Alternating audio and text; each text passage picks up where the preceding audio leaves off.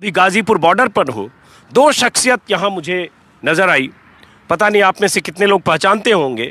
संपत सरल का वीडियो व्यंग, तंज और सत्ता और सरकार को कटघरे में घेरने वाले इनके वीडियो अक्सर वायरल होते हैं, इतने वायरल कि लाखों नहीं करोड़ों लोगों तक पहुंचते हैं। आपकी तो व्यंग कविताएं बहुत बार वायरल होती है, खासकर के आप सत्ता, सरकार और प्रधानमंत्री मोदी पर नजर इनायत आपकी ज़्यादा होती है, और सरकार की नीतियों पर, चाहे नोटबंदी पर हो, चाहे अलग अलग मसलों पर हो। तो यहाँ आने की ज़रूरत आपने क्यों महसूस की? आपकी वजह से। अजीत अंजुम जी, आपको मैं सबसे पहले धन्यवाद देना चाहूँगा देश की जनता की तरफ से कि तथाकथित जो मुख्य धारा का मीडिया नहीं कर पा रहा है, वो आपने उसकी ताकत बताई पत्रकारिता की क्या होती है। सच बताऊं, हमारे मित्र और सब कई बार सोच रहे थे, हिस्सा तो हर एक कवि और लेखक किसी जन आंदोलन का घर बैठे भी होता है, लेकिन हम इसका साक्षी जो है हुए हैं, उसमें कहीं न कहीं आपकी पत्रकारिता जो है वो भी एक कारण है। हमने देखा सारे तमाम वीडियो पे कि यार ऐसा जन आंदोलन है, अजीत अंजुम जी ऐसी बढ़िया कर रहे हैं, सब बता रहे हैं लाइव, तो हमें भी वहाँ चलना चाहिए। यही सब हम देख करके, और आज दो शाहजहाँपुर थे, कल हम आज सुबह टिकरी बॉर्डर गए। जन आंदोलनों के इतिहास में ऐसा आंदोलन हमने देखा नहीं। वेल प्लान, सब जो है सेवा भाव से काम कर रहे हैं, खाना, रहना, हर तरह की तमाम जो दिक्कतें आम आदमी को आती हैं उनको झेलते हुए, और पूरे मन, वचन और प्राण से जुटे हुए हैं। अपना पक्ष रखा। आपके चैनल के माध्यम से एक बात कहना चाहता हूँ, जैसे हमने 3 बॉर्डर घूमे और कल हम सिंगू बॉर्डर जाएंगे। कोरोना की वैक्सीन भले ही आधी अधूरी आई होगी, लेकिन इस किसान आंदोलन को देख करके लगता है कि सत्ता के अहंकार की वैक्सीन पूरी आ गई है। ये मैं दावे से कह सकता हूँ। उनको एहसास है इस बात का कि इस जन आंदोलन की क्या ताकत है। और मुझे लगता है जिस तरह के चेहरे मंत्रियों के और प्रधानमंत्री के चेहरे पे जो भाव है, और उनकी जो बॉडी लैंग्वेज है, और उनकी जो लैंग्वेज है, उससे लगता है कि वो बैकफुट पे है, और इसको मानने के अलावा, किसानों की मांगे मानने के अलावा उन पर कोई विकल्प नहीं है। ये सरकार विकास का एजेंडा कह कर के आई थी और एजेंडे के विकास में लग गई। किसान आंदोलन ने उस पर ब्रेक लगा दिया। तमाम मंत्रियों को आप देखो कि उनको मूल विषय के अलावा हर चीज़ की समझ है। वो जिस ढंग से बात करते हैं, उनको मूल सब्जेक्ट का पता नहीं है, क्योंकि हो सकता है कि मोदी जी ने जिनके कहने से कानून बना दिए, उनको खुद को पता नहीं होगा जिस तरह की बातचीत होती है। अभी तो मैंने एक सटायर लिखा था 3-4 लाइन का कि बंगाल के चुनाव होने हैं। गृह मंत्री अमित शाह बंगाल गए थे, तो वहाँ उन्होंने एक किसान के घर खाना खाया।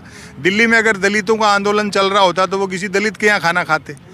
लेकिन राहत की बात यह रही कि गृह मंत्री ने खाना खाने के बाद मेजबान किसान से ये नहीं पूछा कि वही मुझे ट्विटर पर डालने के लिए लहलाती फसल के साथ में एक सेल्फी लेनी है, आपके खेत कौन से कमरे में रखे हुए हैं। इसी से आप अंदाजा लगा लो कि इनको सब्जेक्ट की कितनी जानकारी होगी।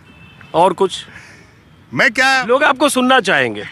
मैं क्या गद्य लिखता हूँ, जैसे हरिशंकर प्रसाद जी और शरद जोशी जी लिखते थे। मैं प्रोज लिखता हूँ, कविताएं नहीं सुनाता हूँ। तो तमाम ऑडियो वीडियो तो आप सुनते रहते हो, सारी चीज़ें तो रिपीट करने से कोई फ़ायदा नहीं है। कुछ क्या है कि इस समय अपने को यूँ लगता है कि किसी भी देश में राजा का चुनाव प्रजा करती है। उन्होंने फॉर्मेट ऐसा बना दिया कि मतदान भी होगा, लेकिन चुना वो जाएगा जिसे कोई और चाहेगा।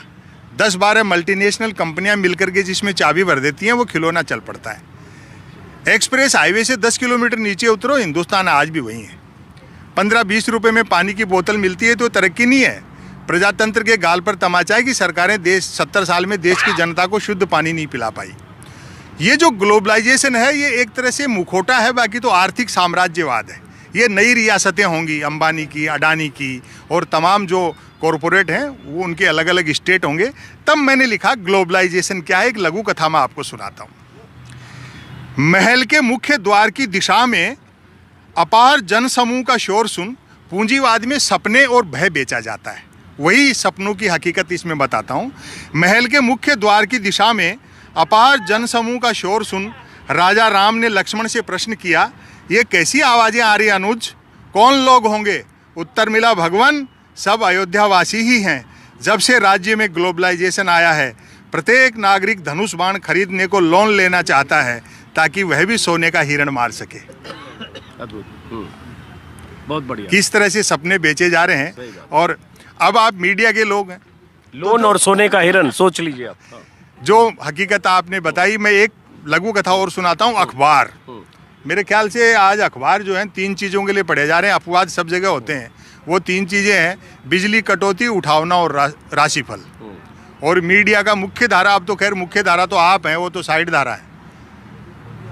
ऐसा लगता है आज़ाद हिंदुस्तान में पहला मौका है जब गलती सरकार करती है और सवाल विपक्ष से पूछे जाते हैं। प्रधानमंत्री कदम ताल करते हैं तो मीडिया उसे मार्च पास्ट बताता है। मीडिया का एक बड़ा भाग दिखता दिए के साथ है, लेकिन है हवा के साथ। वहीं से मैंने एक लघु कथा निकाली, अखबार। मुंह अंधेरे ज्यों ही होकर ने अखबार फेंका, मैंने उसे टोका, भाई मेरे इसे यूं मत फेंका कर, ये अखबार है लोकतंत्र का चौथा स्तंभ। वह बोला, बाबूजी जिस दिन आपका ये भ्रम टूट जाएगा आप भी इसे यूं ही फेंकोगे। वाह।